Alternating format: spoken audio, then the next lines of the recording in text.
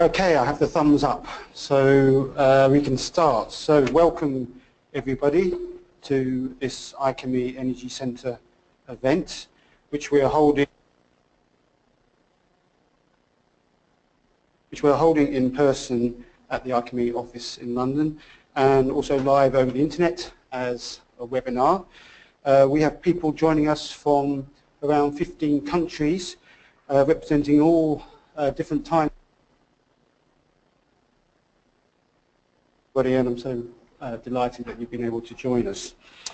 My name is Steph Simons. I'm the chair of the IChemE Energy Centre. Obviously, as a volunteer, my day Brunel University, London. So, and I guess I need to keep this mic up a little bit further. We're going to make sure that everybody can hear us over the internet.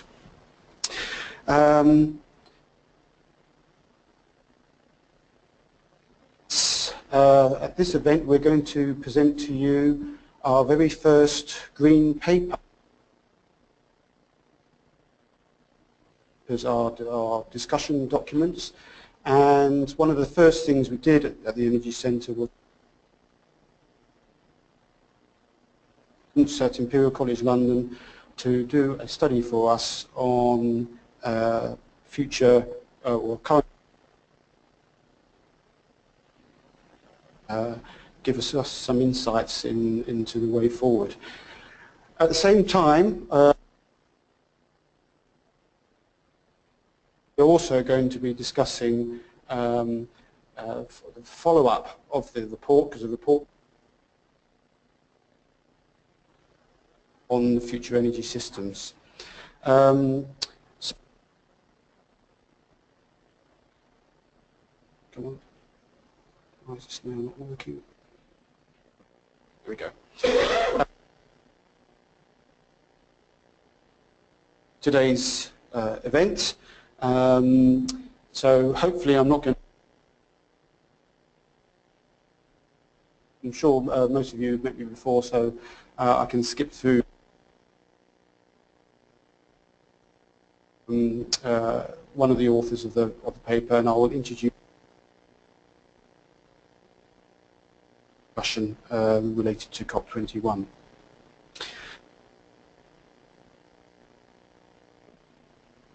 Okay, so just a few quick, may not be aware of us.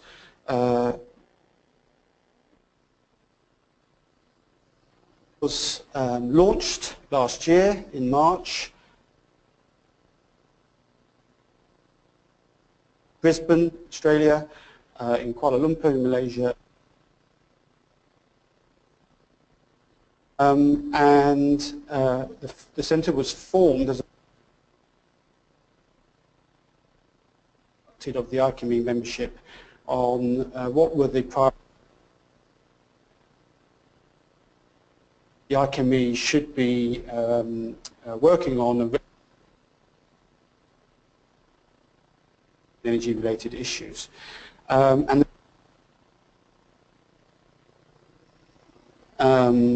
in terms of the way that we handle projects and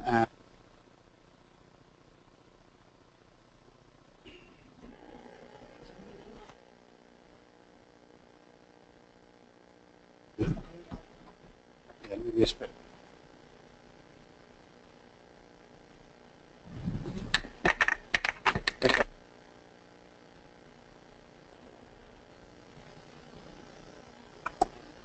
Okay, so sorry for those on the webinar if you didn't hear everything I was saying there. I was just introducing the Energy Centre, but hopefully you've been able to see the slides. So we have obviously an Energy Centre board, which I chair, and it involves two of the past presidents of the IChemE, Richard Darton and Jeff Maitland, and Niall McDowell, who will be joining us over the internet today, is our secretary. We also have a leadership forum, which I can quickly talk about in a moment, that is coordinated by Rachel Hall. And our board members are carefully selected to not only represent all the energy-related issues that the IChemE is involved with, but also the regions that we're involved in, that we have most of our membership. Clearly Australia, Malaysia, the UK are important membership areas for us, but we have members all over the world. So Alison Black represents Australia for us. Toby Chancellor Wheel is the chair of CEng, which is the oil and gas related subject group. Antonio is from Singapore. Gareth Ford is Australia. Senet Marks comes to us from South Africa and is an expert on biomass. Jim Petrie, many of you might know, currently advising the Western Cape government on energy policy. Ben Salisbury was chair of the nuclear CEng. Johan is in Malaysia. Paul Smith represents our coal interests, and Shane Watson from Qatar. So obviously climate change and energy-related issues are global issues. We may have the headquarters of the IChemE in the UK, but of course we do need to make sure that we represent the regions in what we do, and also take a global view. The Leadership Forum is your way of getting involved with the Energy Centre. We are always looking for people to help us with, for instance, the green paper that we're going to talk about today, and we particularly have the opportunity for young people to join us in the Leadership Forum and contribute to obviously what are issues that are going to affect them in the future. So please, if you want to get involved, got the email there, please let us know and get engaged in forming or at least advising on energy policy and providing answers to the specific technical questions that we want to address. So I mentioned that I mentioned COP21, and as the IChemE Energy Centre, we were there in Paris, thanks to Imperial College, who hosted what they call a side event. So we all know what the main event is, obviously the climate change negotiations. But in a separate hall are side events where people are giving seminars and having discussions. And the side event that Imperial College hosted was very much looking at whether we believe that we have the technologies available to us now to start to make the big reductions in carbon emissions that we require. We were addressing a 2-degree rise, but of course the agreement at the end was for 1.5 degree, or to mitigate to 1.5 degrees.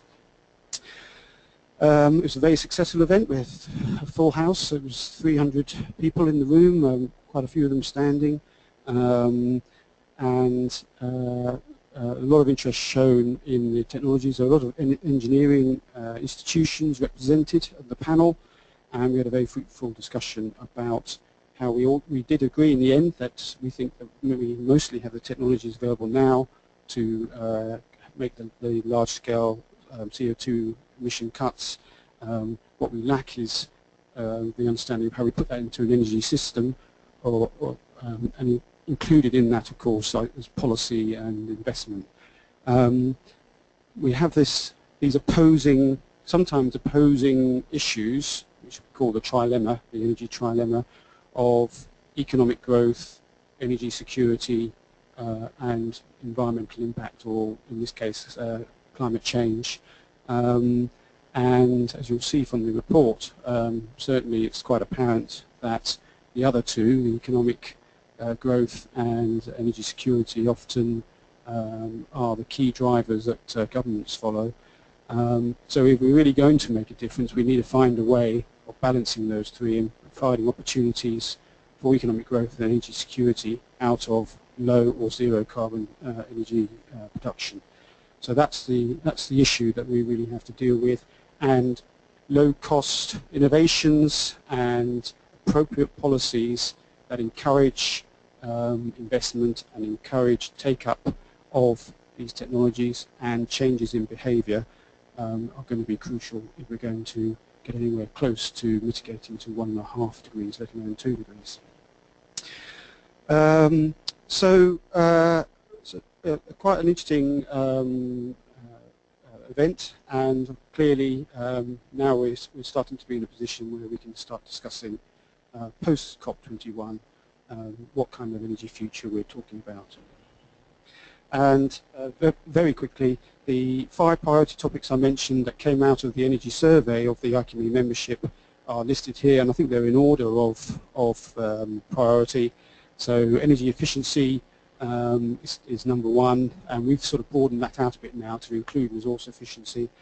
And we've formed task groups in all of these, and we're working on green papers and then eventually white papers and other forms of output to start having the discussion, starting within the IChemE, but now we're already getting asked to be involved with the World Trade Organization, and also with, in the UK with DEC, the Department of Energy and Climate Change. So things are starting to really move for us, and we're starting to be heard.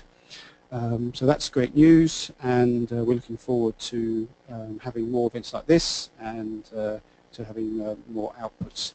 So to tonight, or this morning or afternoon, wherever you are in the world, we've shared this document via the webinar, and you have copies on your seats.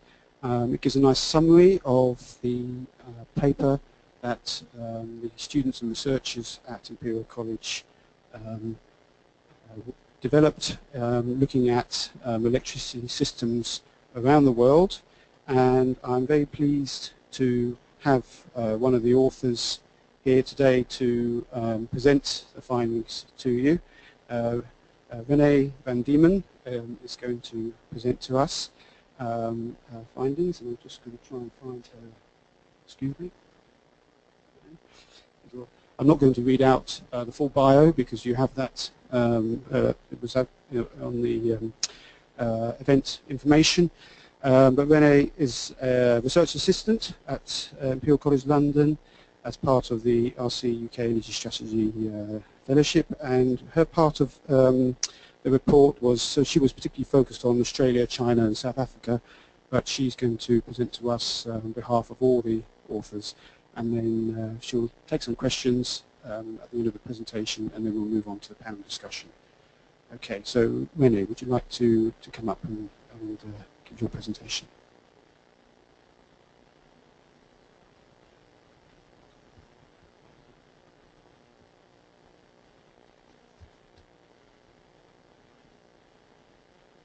Right. Thanks very much, Steph, for that. Very good. Like this? Yeah. Okay. Okay, great. So as Steph said, this report was produced in the run-up to COP21 in Paris for the IChemE. So it was produced by myself, Sophie Henschliff, who is in Abu Dhabi at the moment working with Irina, so she's attending via the webinar as well. And then Clara, who's on the panel, and our supervisor, Niall. So thank you very much to the IChemE for all of their support, and thank you also to Enerdata for providing the data, which was really invaluable during the production of this report. So climate change negotiations are in large part as well about where the energy system has been and where countries intend to go and the effects of these pathways. So this report looks at the transitions in electricity systems towards 2030, and it includes the examination of the current systems, policies, targets, and what these effects have on the future electricity system, or rather what the effect these policies could have on the future electricity system. This graph is from the IPCC 5th assessment report, and it shows net CO2 emissions on the y-axis and time on the x-axis.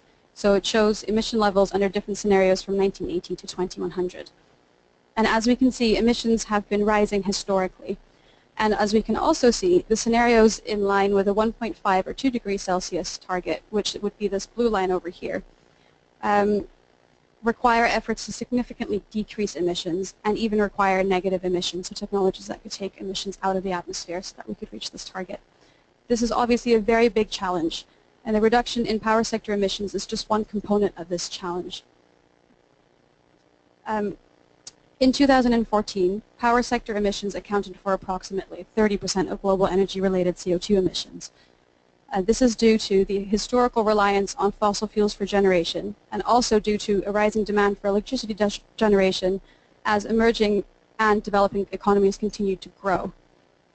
Decarbonizing the electricity sector is key to reducing economy-wide emissions, and this is not only because of the size of the emissions, but also because there are low-carbon technologies available that are becoming more efficient and more cost-competitive that we could introduce so that we could reduce emissions in this sector.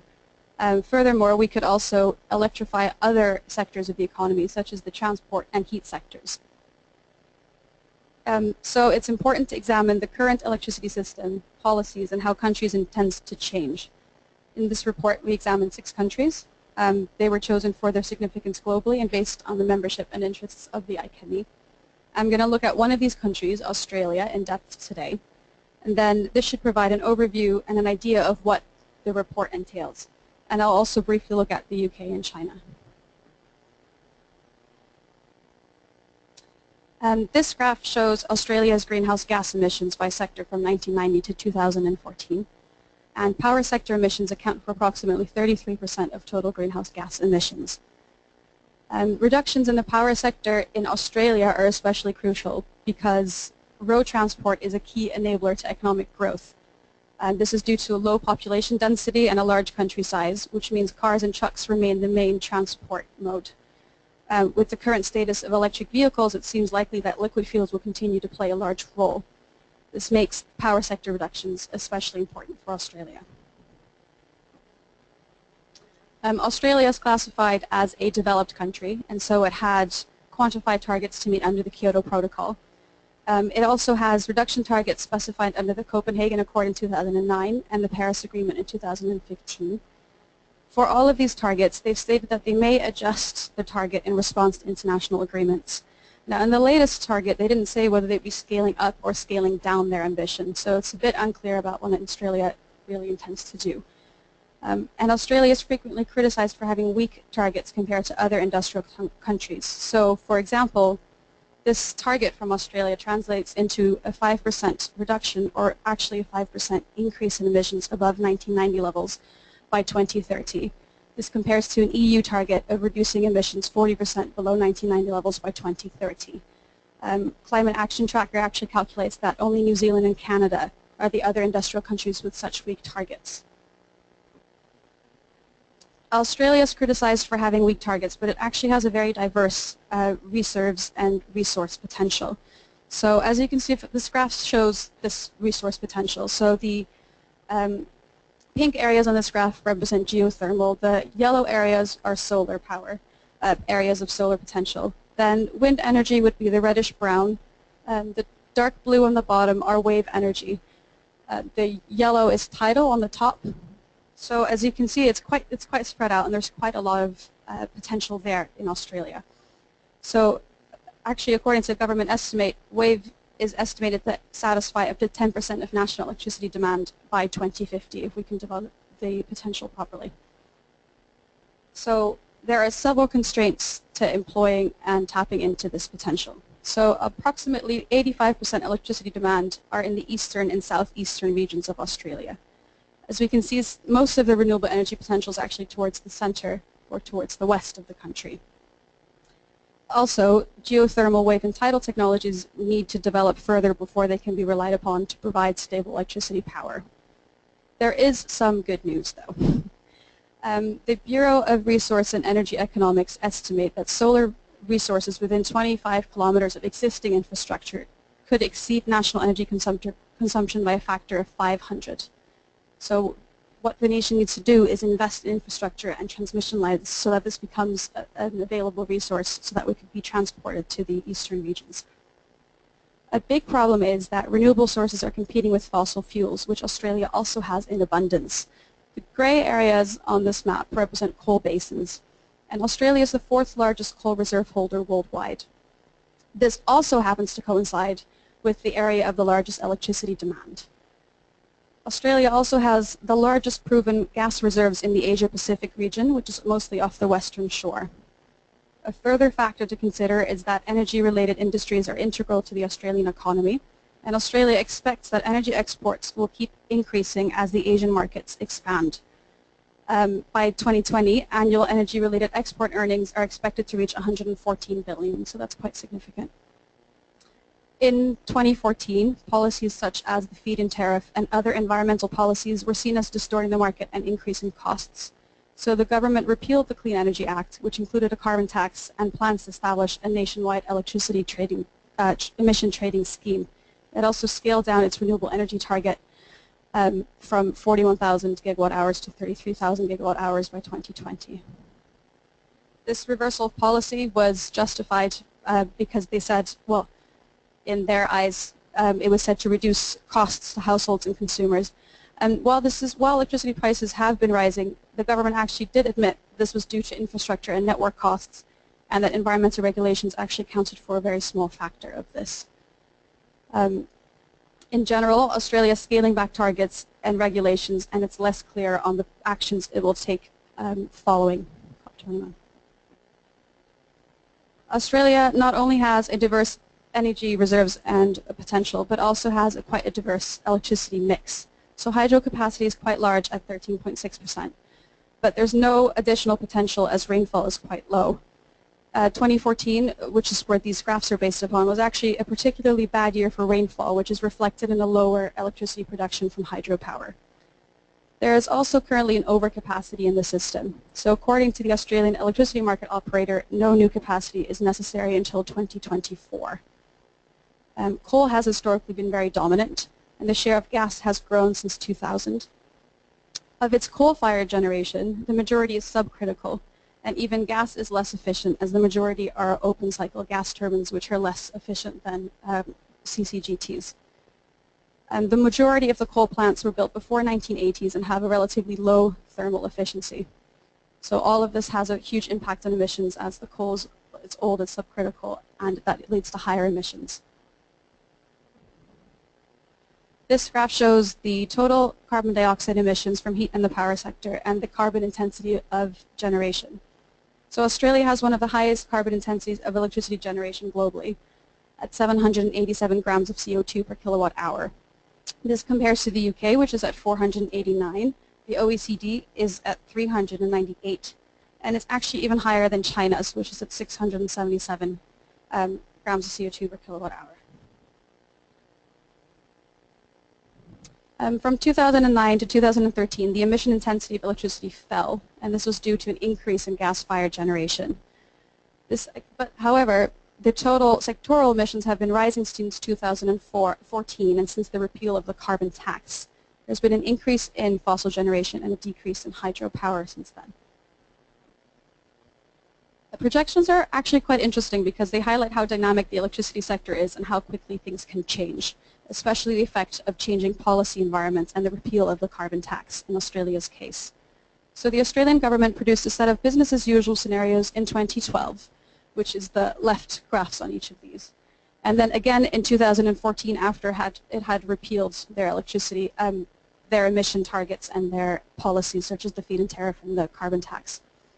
So the grey-blue sections of the bar represent coal-fired generation. And in 2012, the government predicted that coal share would decrease to 13% by 2050. But under the current policy climate, coal generation is expected to increase 65% in 2050. So that's quite a significant increase. The removal of the carbon tax made coal cheaper compared to gas, and renewable energy more expensive as well. And CCS was expected to be employed from the mid-2030s onwards in 2012. But now CCS is not expected to be deployed towards 2050 because it's not seen as being cost competitive to the other fuels. Furthermore, this is even worse than before because 3/4 of coal-fired generation is operating beyond its design life, and the government has said it won't implement any policies that will encourage inefficient capacity to come off the market because that makes the sector less competitive. The orange sections here represent gas-fired generation, and gas-fired share was supposed to increase 36%. But now, because coal is cheaper and domestic gas prices are higher, gas-fired generation is expected to decrease to 15% in 2050. Again, in 2012, renewables were thought to increase to a 51% share in 2050, but in part due to the repeal of these environmental policies, investment in renewable energy declined by 70% from 2013 to 2014 due to an unstable and uncertain policy environment. So now renewables are expected to reach 20% in 2050, which is in line with the current reduced renewable energy target. As you might have noticed, there is no nuclear capacity in the Australian energy system, and that's because they have a law that says that nuclear will not be employed as a means to produce electricity. So this law would have to be repealed before nuclear could enter the energy system in Australia. All of this has an effect on the projections of emission levels. So this graph was produced by the Australian government in 2015 and shows predictions of greenhouse gas emissions under the current policy climate. The electricity sector is projected to account for about 32% of total greenhouse gas emissions in 2035, so that's not a reduction from what it currently is projected to be. Actually, this is a rise. This means that greenhouse gas emissions from the power sector are projected to rise 12% above 2014 levels. It's likely to continue rising towards 2050 due to the rising share of coal-fired generation and no employment of CCS. Several conclusions can be drawn about Australia from the case study. So the main driver in Australia is ensuring its competitiveness on the international market and ensuring affordable energy domestically. The repeal of the carbon tax was said to ensure this and has thus influenced projections regarding the generation mix. This makes it very likely that power sector emissions are likely to rise in Australia towards 2050. The report also examined the United Kingdom, and the UK electricity installed capacity is dominated by fossil fuels. The majority is natural gas at 41% share, although the majority of generation in 2014 was coal, which held a 33% share.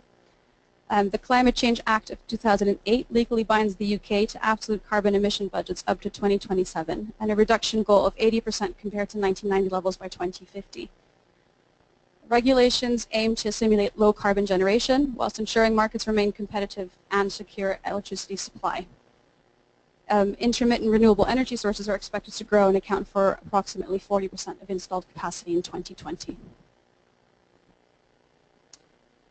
Global projections of greenhouse gas emissions are also really interesting to examine. In past climate change negotiations, developing countries have argued that cumulative emissions should be taken into consideration rather than current total annual emissions. This study was published by PBL Netherlands Environmental Agency, and it attempts to do this.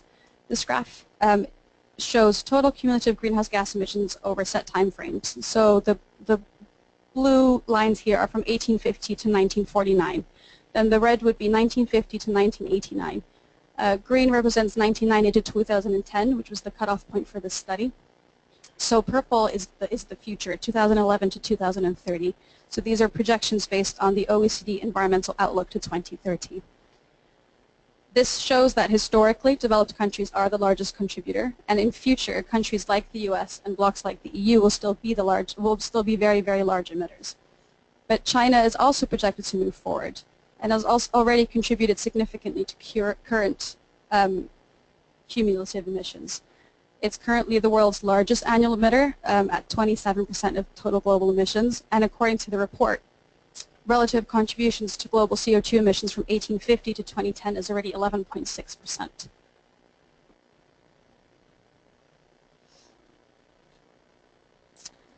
China has several policies in place to curb emissions, so it has also pledged to peak emissions by 2030. It's important to note that they haven't stated that they cap emissions at a certain point, but just that they will peak by 2030. Several studies show that it's likely China will peak before then, closer to 2025, and other targets include carbon intensity targets. This depends on GDP growth, and while there has been a recent slowdown in the Chinese economy, it's still growing at a steady speed. There have been many energy efficiency measures in place to meet these intensity targets as well. And the government is keen to stress that these are driven by concerns regarding public health and standard of living and energy security concerns. They have a large reliance on foreign imports. And actually the IEA predicts that by 2015, foreign energy would supply 60 to 70% of total Chinese energy consumption. So their investment in renewable energy and all these other sources are to be able to rely more on themselves for their energy sources. China is currently restructuring the economy. There is a shift away from government-led investment towards greater domestic consumption. There's a growth of the service sector, environmental protection, and greater efficiency. This will also have an impact on emissions. And indeed, as this graph shows, the carbon intensity of electricity has been declining in recent years, which is a good sign. We have 5 main conclusions from the report overall. The first is that there is an emphasis on stimulating economic growth in all countries, and where climate policies help stimulate growth, they are seen as favorable. Secondly, energy security concerns promote the diversification of the electricity mix. Thirdly, a key driver of capacity expansion and improvement is the need to address shortages in the electricity supply. Fourthly, in countries with large state-owned electricity actors, private sector investment is seen as key to diversifying the electricity mix and stimulating infrastructure enhancements. The role of the state is important, but the private sector engagement is key in these nations. And finally, there is a lack of long-term planning beyond 2030 in the electricity sector in the countries examined. This is important because the energy systems have long running rates, and so what's installed now will have a huge impact on the future electricity generation mix. And finally, the report includes an energy scorecard, which is included in the handouts today. We wanted to do a cross-country comparison based on the findings of the report, which is obviously very complex. So this is a simplified process based on the findings as well. Keep in mind that this was done last year in October, so it reflects then, and the energy system is dynamic and has moved on since then. So in an ideal world, this would be continually updated with input and from everybody, basically. It was sent out to peer review throughout the IChemE. There are 6 criteria against which countries were assessed. So this was whether countries have evidence-based policies that are communicated in a transparent way, whether they are pursuing energy efficiency, whether they have policies that aim to transition to a system with near-zero CO2 emissions from the energy sector by 2050, whether they are deploying renewable energy sources, whether they are avoiding policy reversal or change wherever possible, and finally, whether they have coherent long-term policies. It's based on a traffic light system where yellow represents neutral, green represents good, and red is harmful. According to the scorecard, the UK is seen as internationally leading. They do have climate binding targets towards 2050 and an absolute target, not a relative target, but recent policy changes have been harmful. Australia is seen as the biggest laggard. This is also due to policy reversals and their lack of a long-term vision. Thank you very much, and I look forward to the panel.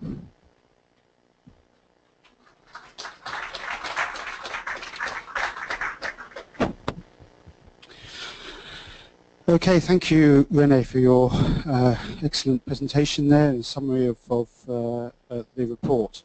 So we have a few minutes, I think, Alex, for Q&A on that. So Renee, are you willing to take some questions on that?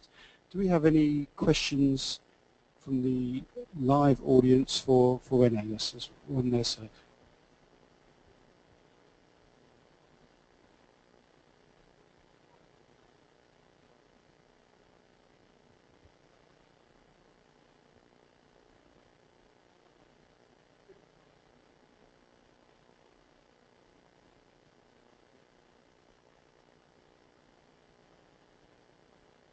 As a transport method and as a fuel. Whether methanol was used as a transport fuel.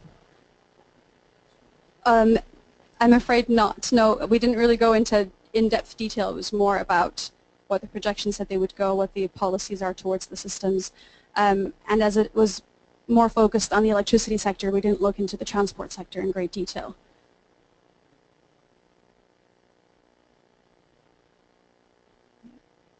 Yeah, I'm afraid that I think in the countries we examined, this didn't pop up as a topic that we really looked into.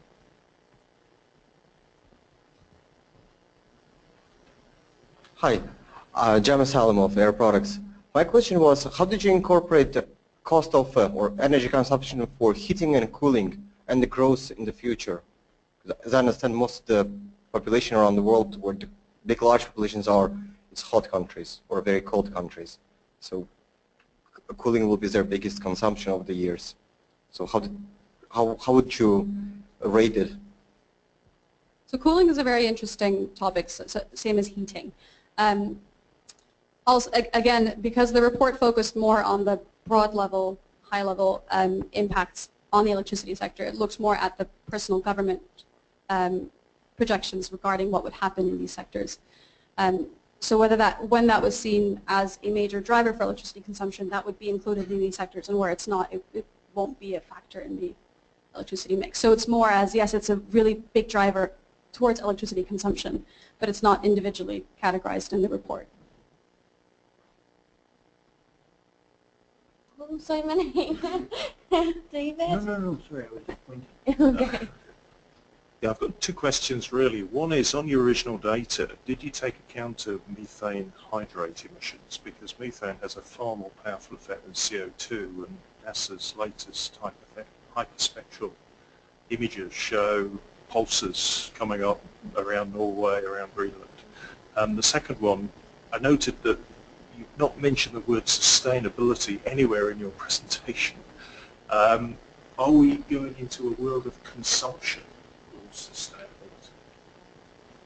I know a lot of the audience here want to sell things. Regarding the first question, no, I think, again, if that was included in the data, then that would have been a sector of the data, but not specifically highlighted in the report. And whether we're moving towards a world of consumption or sustainability, I sincerely hope that consumption could be more sustainable and that we are moving towards a more sustainable consumption economy. Whether that's the case, I guess, remains to be seen. But that would be where we should be headed.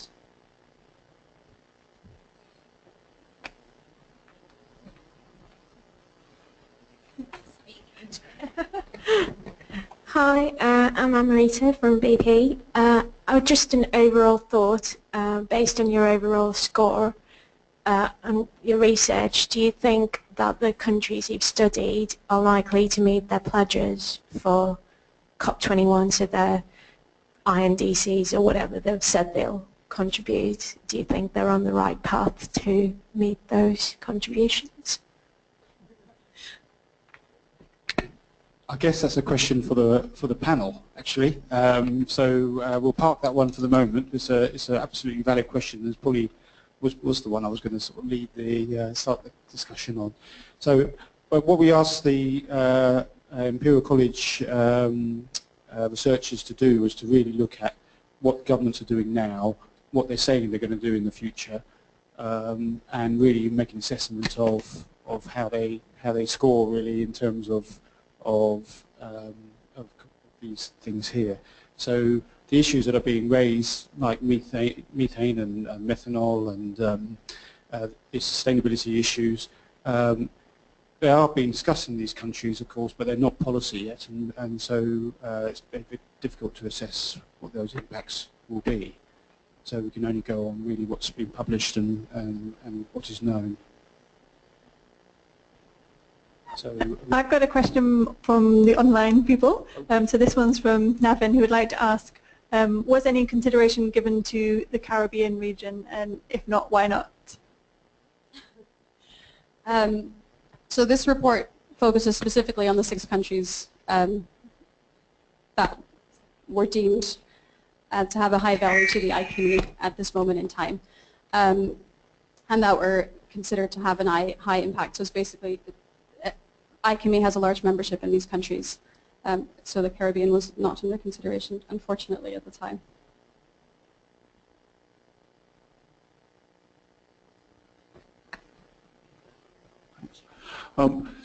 did you actually develop or think about developing a sort of a series of best practice guidelines that came out of what the different governments are doing?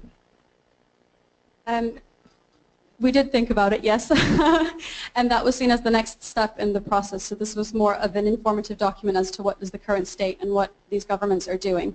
And then the next step would be to see a best guidelines and practices that we could implement.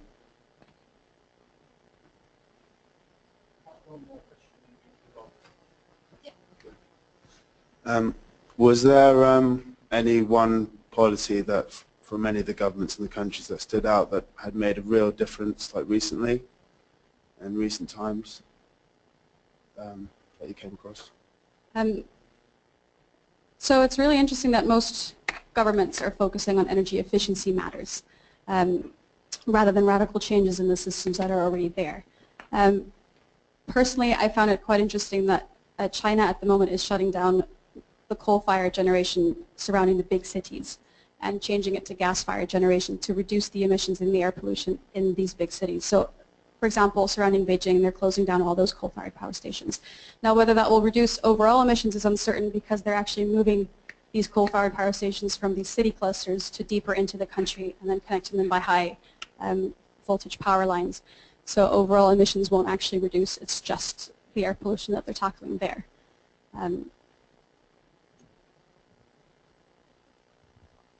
Okay, well done, Renee. Some tough questions there, but we got the opportunity to consider to continue the discussion with a panel. So I'd like to introduce the panel to you, and the panel is going to discuss some of the issues that have been raised in the audience here in London and over the web about what difference now COP21 is making and what our energy future might look like. So the panel consists of obviously Renee, but we also have with us another of the authors of the report, Clara Heuberger, who is a PhD student from Imperial College, and she's actually her PhD project is on electricity system transition to the low carbon future, and although it's very much on the sort of technology mix, she tells me that she is now introducing policy aspects into her modelling work. So I think Clara would welcome questions along those lines. We also are very pleased to have David Elzinga with us, who is an Economic Affairs Officer with the Sustainable Energy Division of the UN Economic Commission for Europe. So David, thank you for coming. David's focus was on the role of gas and electricity in the region's future integrated energy system, so very relevant to what we're talking about. But he before that was leading the development of the IEA Energy Technology Perspectives publications, which I used heavily in my lectures while I was BHP Billiton Chair of Energy Policy at UCL School of Energy Resources in Australia. So Australia I know quite a bit about. And what I find really interesting about this report is how the economic growth and the energy security issues are the key drivers for most countries. And the thing about Australia is, yes, it's very rich in resources, but it has a very small population, and a population that is not geared to an advanced manufacturing sector. So its contribution to its GDP from advanced manufacturing is less than 2%. So it really relies very heavily on export, and the exports that it mostly relies on is coal, gas. It doesn't really have much liquid. Coal, gas, and then of course the iron ore is a big one, and some uranium. But I was telling Renee that I left South Australia with a Royal Commission on the nuclear fuel cycle after writing a report on the value to Australia of storing the world's nuclear waste. And that Royal Commission had its final report came out in April, and its recommendations are indeed for South Australia to have a waste repository for nuclear waste, which I calculated with my team would be worth something like $400 billion to the South Australia economy. And if you know South Australia, it has the worst economy of all the states of Australia, so and it has almost zero manufacturing. I think it's very interesting to look at the connection between advanced manufacturing and innovation and the ability to have a low carbon system. They have great ideas, Australia, but a lot of those are exploited elsewhere rather than in Australia. So perhaps one or two things we can talk about. Niall, are you with us? Yeah, can you hear me? Yes, we can. So it's Great. spooky, really. It's like some seance. So Niall McDowell, who I guess supervised this report, is the secretary, as I said earlier, of the Energy Centre. Couldn't be with us in person tonight in London, but is joining us over the internet. And Niall obviously is at Imperial College London and has a particular interest in CCS and CO2 utilisation. Okay, so without further ado, let's move on to having a panel discussion. So I guess we should follow up the question that was about this report and the findings in it and what COP21 really means to, or could mean to what you found. So Renee, do you want to perhaps give your view on that?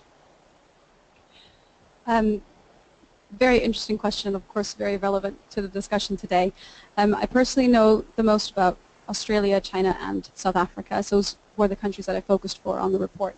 I find China's targets very interesting because they actually historically have a trend of under-promising and over-delivering. So they have these policies that they do tend to meet and actually overshoot. Australia's targets aren't very stringent or very tough.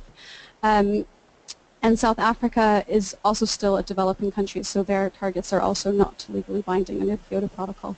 And they are actually very focused on making sure their electricity system is robust and they have enough energy supply because they're faced with large electricity shortages. So whether they'll reach their target will depend on whether they can reinforce their system and whether they can introduce stable supply into that system. I don't know if you guys have ideas about the other. Yeah, I can say a few words about the UK. So I guess, I mean, UK obviously being a very developed country and would have the ability to reduce their emissions drastically and has the resources and the economic strength, I guess, to do so, has set itself very strict targets, and in fact they are the strongest across the EU.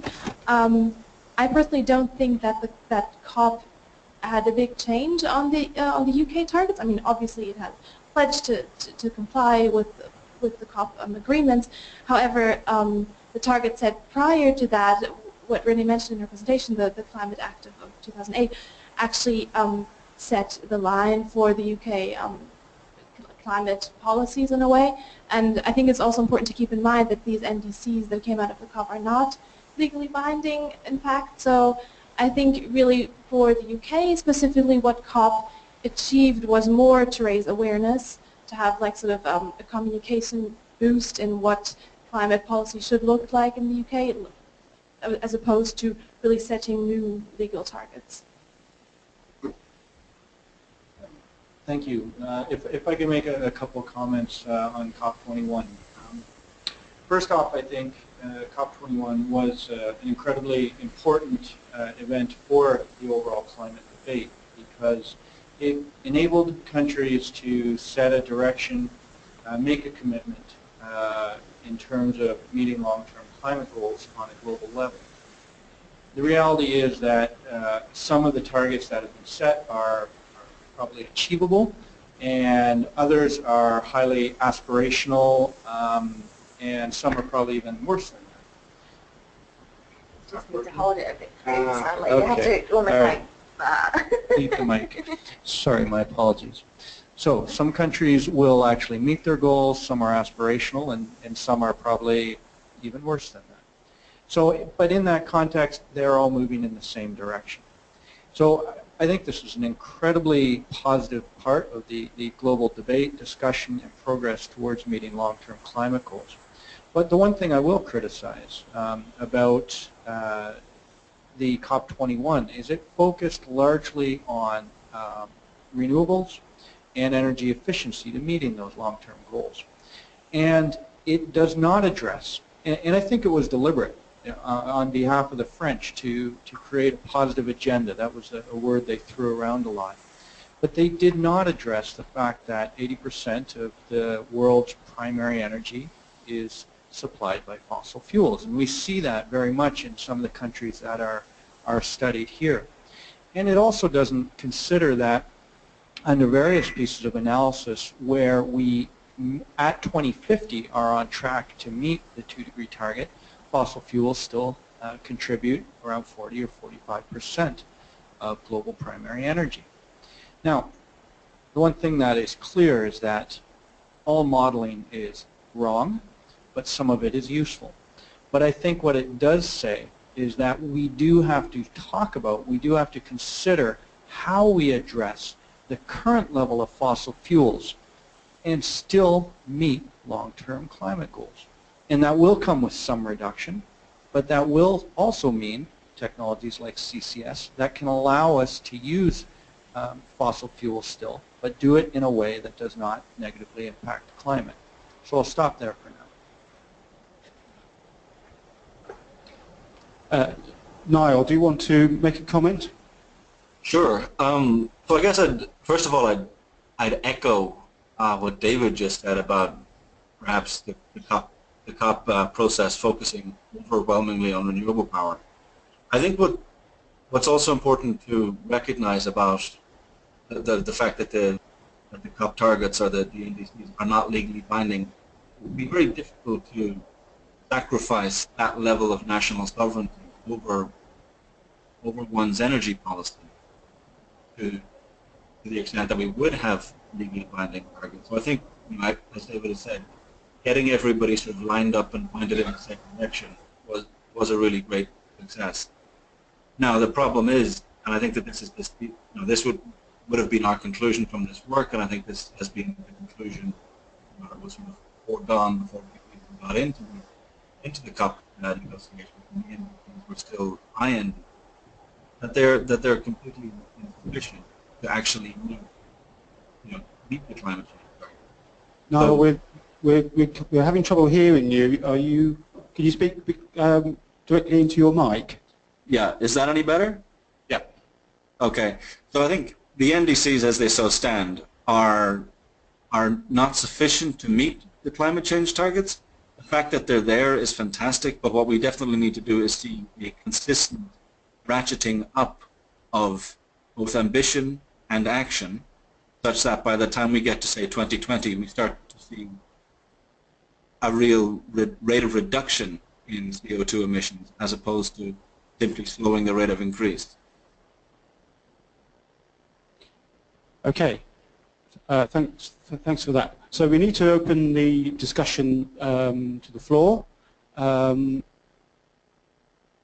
Yeah, we have an online question, so perhaps we can start with the online question. They have asked, what are your thoughts on the viability?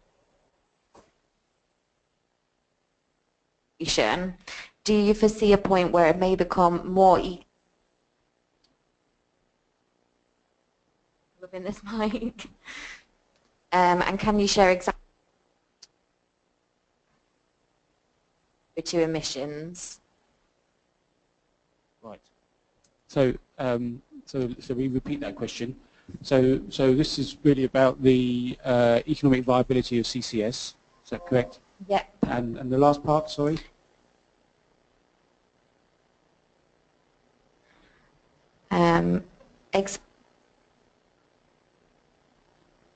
So examples to limit CO2. Okay, so examples of economically attractive energy policies to limit CO2.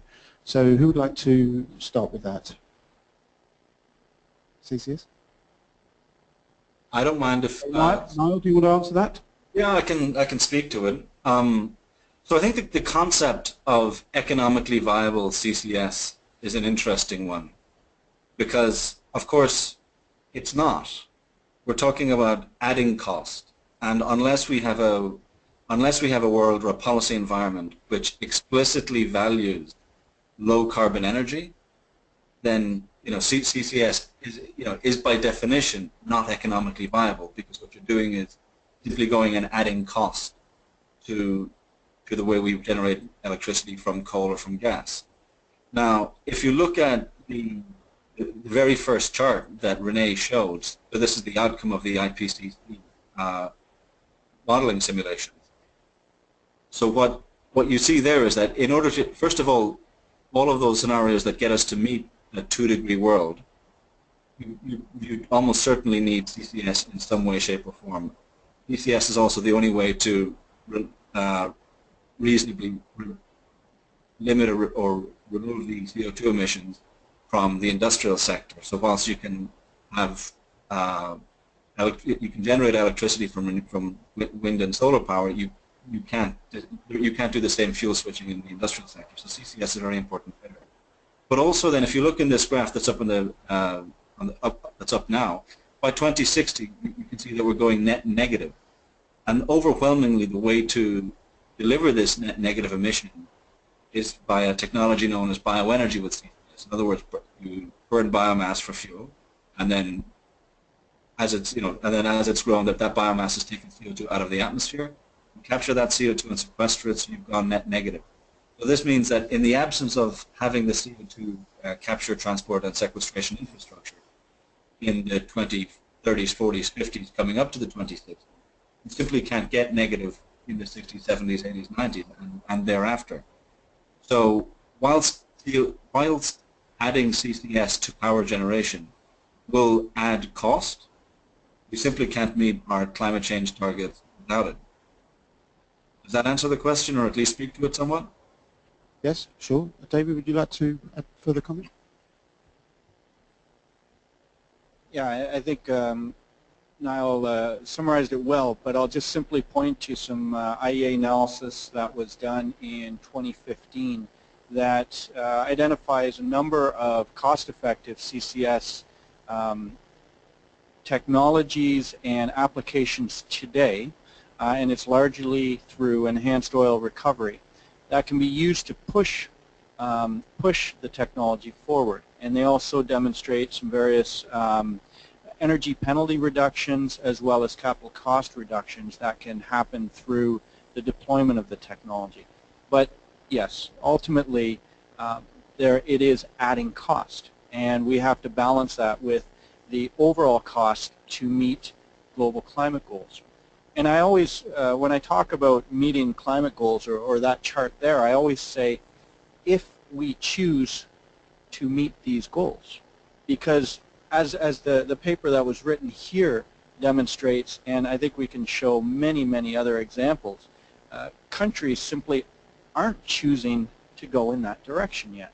They aren't putting the investment in neither R&D nor in demonstration or deployment. So I think this is really the crux of the problem right now, that we need to make a choice, but it is going to come at a cost. It is not free. It is cheaper to do things the way we are doing them, which is just venting the CO2 and doing things inefficiently, but that equally, the science has demonstrated, will come at a cost.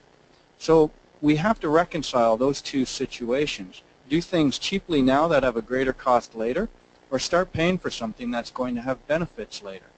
And it's hard to say that countries are willing to do that. Hopefully COP21 has demonstrated that we're starting at least to go in that general direction. Can I just add one other thing to David's point? Of course. Yeah, go ahead. So I think So I think the first point on the adding cost or avoiding cost, the Stern report, which is quite old at this point, showed that I think meeting these climate change targets would cost 2 or 3% of global GDP, so very significant amount of money. But the costs of adaptation, if we chose not to mitigate, would be more like 8 to 10% of global GDP, so several times greater, a factor of 3 more costly to do nothing. And then in the UK, the Low Carbon Innovation Coordination Group, so this is linked with the Carbon Trust, they have done some quite extensive analysis that has shown that having countries that develop technologies like CCS stand to gain quite significantly. Again, assuming that the world, chooses to deploy these solutions or chooses to tackle climate change, simply because of job creation.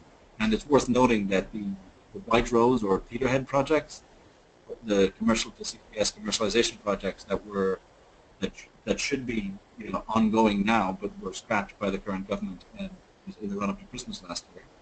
So, in the construction of the White Rose project, that would have at its peak supported 10,000 jobs, and an average of 5,000 over the course of the construction, and then more people thereafter. And that would only have been the people directly involved in the construction of the facility, whereas, of course, there would have been a much larger external supply chain that would have also been supported by this project. So doing this, it is costly, but it does also it has co-benefits in that it will generate quite significant amounts of ancillary economic activity that would be a plus. Thank you. All right, thanks, Niall. Thanks for that comment. We have some more questions in the London audience. So, Miles Seaman here at the front. Yeah, howdy. David, you have to be right about the need to recognize that there is going to be a cost to reducing CO2 emissions. It simply isn't a free lunch, and we all know that. What I feel about this, and looking at the presentation here, is that what we've got to also recognize is that there isn't a hell of a lot of time to do this now, and we really do need a sense of urgency about this. The Stern, Niall mentioned the Stern report, and I think what he was referring to was the original Stern report. It's gone off. I can't remember the exact date.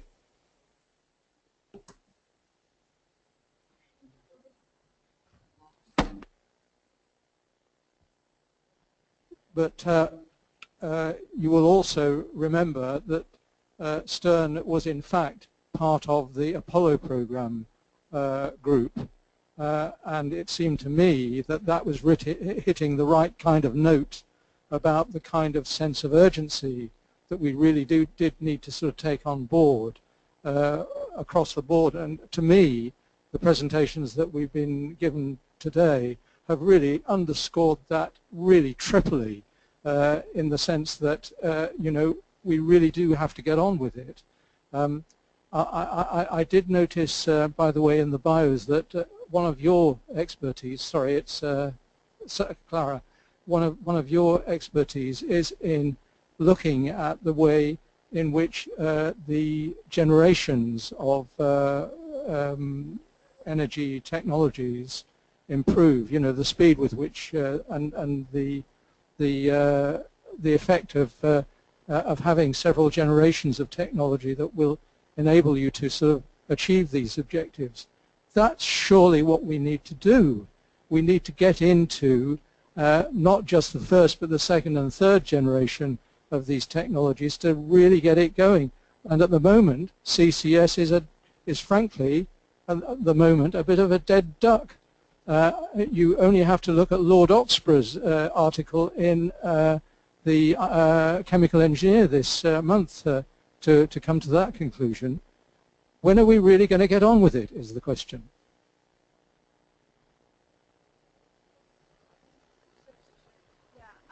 Thank you. I mean, I couldn't agree any more with everything you said. So being very much sort of having the technical perspective on it, I agree. We should get on with it now, and I think it's kind of dangerous. A lot of reports that say, oh, we should, like, more has to happen in the second half of the century, and delaying sort of this action. I think that's very dangerous. Like, we do really need to start now doing things, and I guess, well, the UK's position on this was very flip-floppy in a way. I mean, this big demonstration, we all know the situations. I think, I mean, in a way, it did push technology development, as Niall mentioned as well. The whole work around Wright Rose and Peterhead did bring a lot of knowledge and a lot of development forward in a way, but then it's been sent abroad. And in the UK, nothing is really happening. And I don't think, personally, I don't think that, in 2020, 2030, we're actually going to see real deployment of CCS here, at least. But what you said, David, before as well, it is true that sort of demands or certain industry sectors like EOR and so on, that's what's been happening in the US, can really push that forward. And I guess if CCS is seen more as, if the industry sector starts picking it up, it might be able to get a drive from that end rather than from the power sector. Very, very much appreciate your comments. And unfortunately, I agree with the sense of urgency, but I continue to reflect on the lack of progress. And across various technologies or various country energy plans. And I don't know how to reconcile that. I really don't. If I would lose sleep at night, I don't think that would be overly helpful, but to just not get upset about it is probably equally not helpful, and I don't know where to find that balance. But it is concerning. The IEA just put out its Tracking Clean Energy Progress Report, and it's a free downloadable report a few days ago, actually. And again, I think 2 out of 18 technologies are on track in order to meet that. We know the analysis is not going to show us exactly what the future energy system could or should look like, but it is a scathing report on how we are actually progressing across this 18 set of technologies. So agree with you. I don't know how to push it forward harder than we are.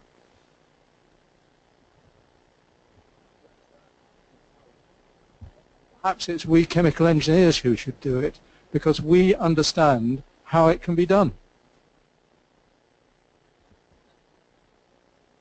Well, certainly that was the message from the Energy Centre at COP21, and in the press afterwards we said, well, I said, we need to get on with it, and chemical engineers have a big role to play in that. But I think we really need to work on changing behaviours as well, and so I have a problem with the Apollo analogy and the Manhattan Project, which was the analogy that was made a few years before that. Yes, we do need global collaborative efforts, but it needs to be very inclusive of everyone, because without changing behaviours, then people aren't going to take up the technologies in the first place. So we've got a couple more questions in the audience. Do we have anything online at the moment? No? Okay, so this gentleman. Hi, this is a question for David. I'd be really interested to hear your thoughts on the Energy Union framework and whether that's been approached in the right way.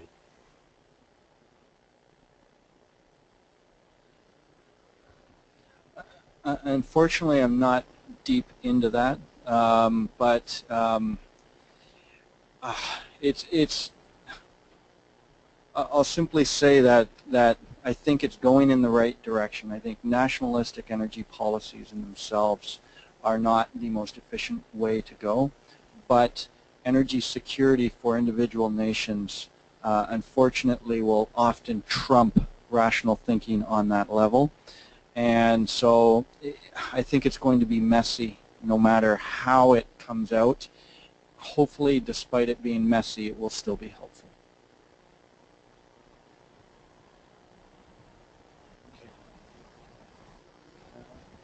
We've got lots of questions. So there's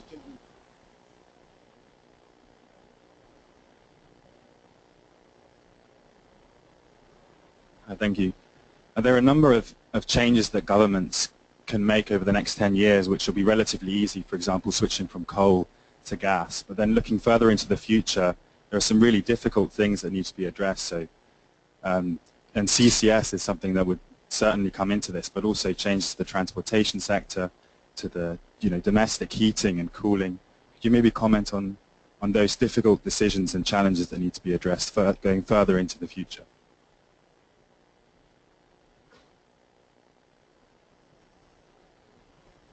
So I wonder, Clara, whether you have any insights from your modelling work on those kind of sectors and the policy, the kind of policies that can influence that as well. And comment. So, yep, to be honest, my knowledge in the transport sector is relatively limited. My model is focusing on the electricity and the power generation side of things, but that's fine. I absolutely agree. I mean, decarbonizing transport will be really, really hard. And I mean, the main approach to that usually is, well, there are biofuels and these kind of things. But nevertheless, I mean, for aviation and so on, this will be a very, very hard problem to tackle. I think, I mean, there are still technologies that are out there, and also I mean, sort of integrating the energy system, and in terms of heat, I mean, things such as district heating and these kind of things. I think there is a lot of potential to decarbonize the other sectors as well.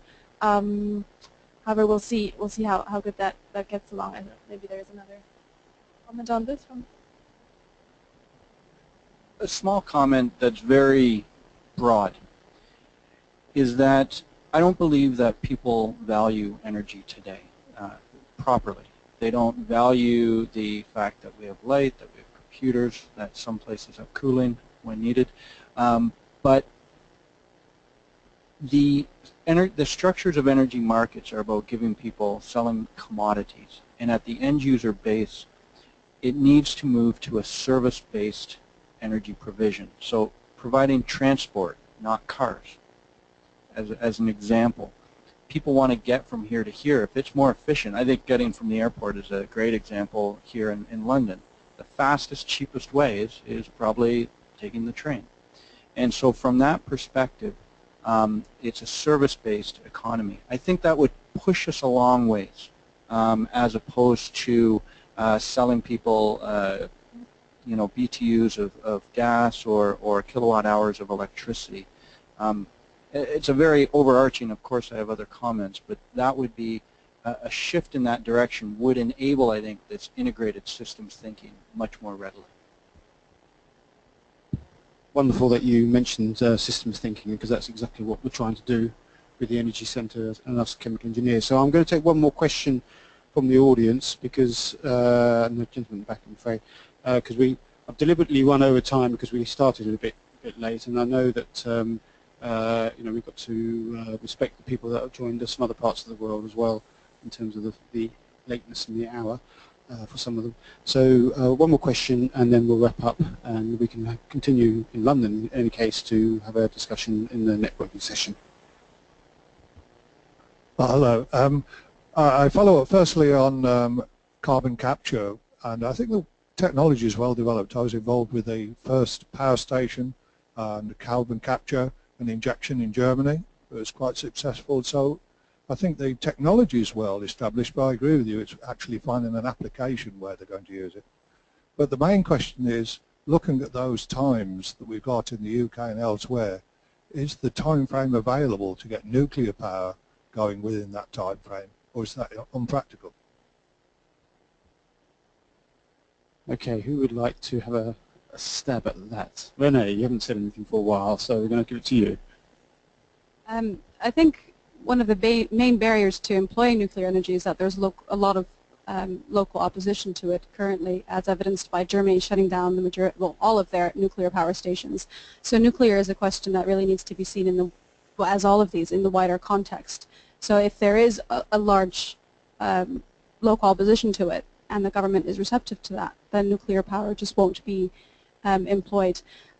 Just like in Australia, where there is a legislation that says there will be no nuclear unless this law is overturned. So I think that's actually a really interesting question, and there's a lot of other technologies out there as well that other countries see as more safe, I guess, in providing this baseload capacity other than nuclear capacity. Yeah, maybe just an additional comment as well. So as far as the UK is concerned, I guess I would really try to move away from the thought of that CCS would replace nuclear. I would try to like not see CCS as a baseload power plant at all, in fact, and I kind of have the feeling that if CCS, or in fact it's not only a feeling but actually my modeling in a way gives evidence for that without CCS in the future UK electricity mix, it will be impossible to meet the CO2 emission targets.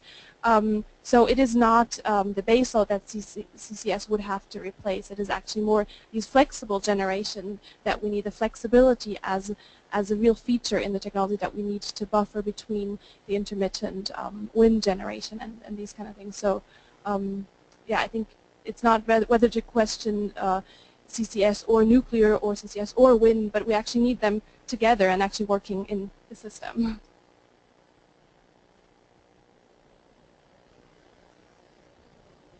Okay, all right. Well, I'd like to wrap things up. First of all, I'd like to thank our authors to the report. Well done, and thank you very much for that. So Renee and Clara representing the others. And for David to joining us and giving us your insights from the UN and the IEA perspective. So thanks very much for that. And thank you, Niall, for your contribution. No worries. Okay.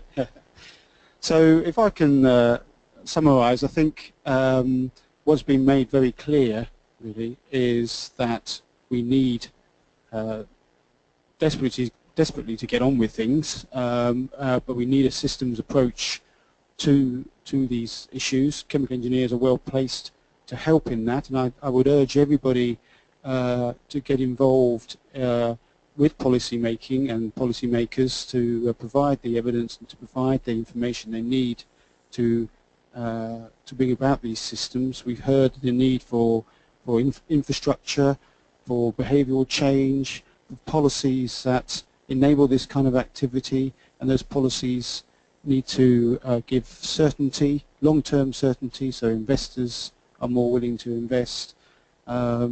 So, you know, we're saying, yes, the technologies are with us.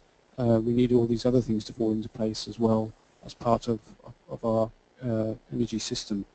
So, so this is what the IChemE Energy Centre is exactly trying to do. So if you're interested, please get involved and contact us through the Leadership Forum and continue to help us with debates such as these to get the message out there and to start to influence policymakers around the world. So thanks very much for you in London for joining us tonight, and thank you to all those joining us via the web.